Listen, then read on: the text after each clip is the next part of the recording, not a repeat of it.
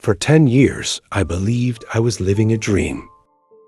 We had a family, a home, late-night laughter, weekend pancakes, and quiet mornings wrapped in love. I thought I knew her. I thought I was enough. I thought we were forever. But all it took was one confession on our anniversary night to burn down everything I believed in.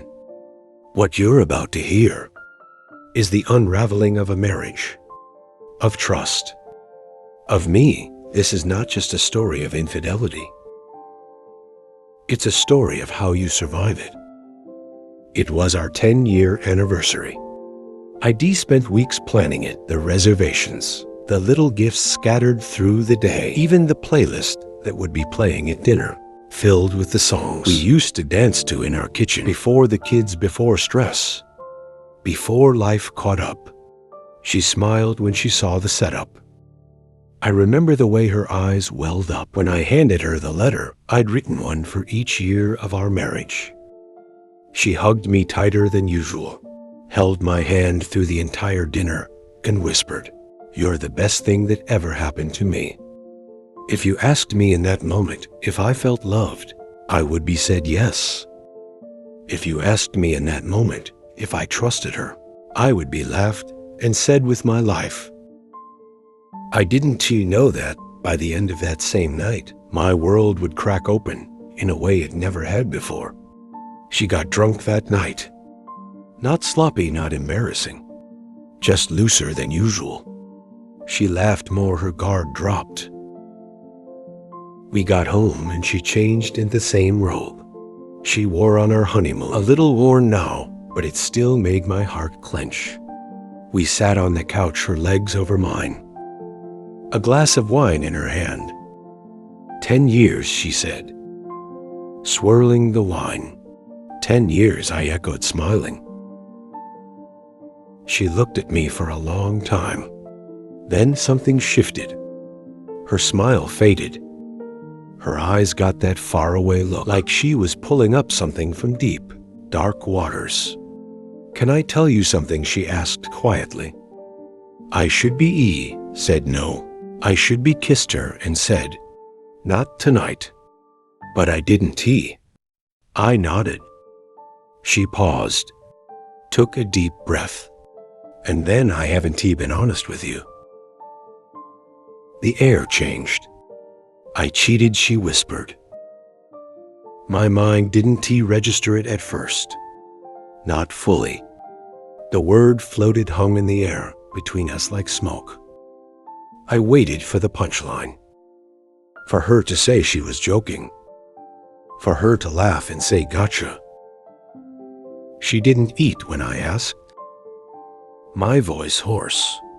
She looked down.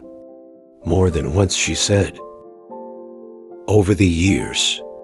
It was like hearing a crash, but not knowing where it came from. I felt the impact before I could name it. How many times she couldn't answer, or wouldn't. So I stood. My body moved before my brain did. I walked to the kitchen. I think I was trying to breathe, trying to stand on something solid, but everything in the house felt fake. Her laughter still echoed in the hallway. Her perfume still lingered on my shirt. "Why are you telling me this now?" I asked from the doorway. She wiped her face, her mascara smudging like bruises under her eyes. "Because you deserve to know. Because I don't want to lie anymore.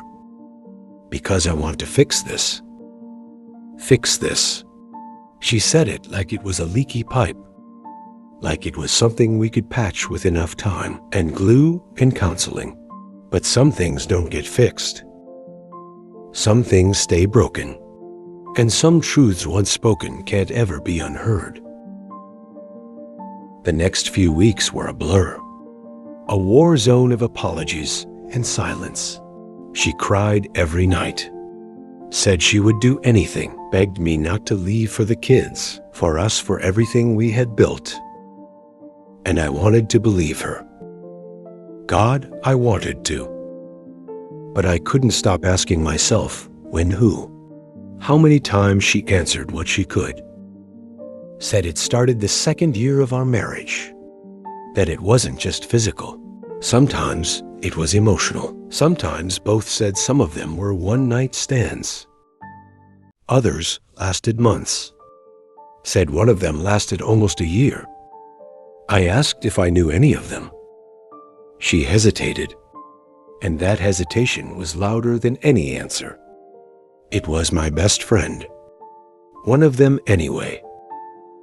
A man who stood beside me at our wedding, who toasted to forever with whiskey and glassy eyes, who sent me memes and asked about our kids, and played board games in our living room on weekends.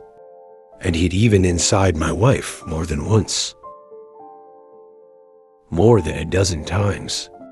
I didn't confront him right away.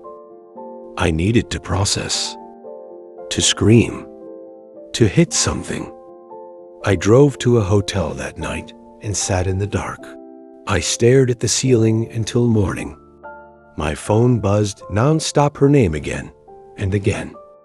I turned it off. When I finally looked at myself in the mirror, I didn't recognize the man staring back. He looked tired, betrayed, hollow. He looked like someone who had lost everything, not in a fire or a storm, but in the slow drip of bleeding out over 10 years. And that was just part of the story, because the worst was still coming.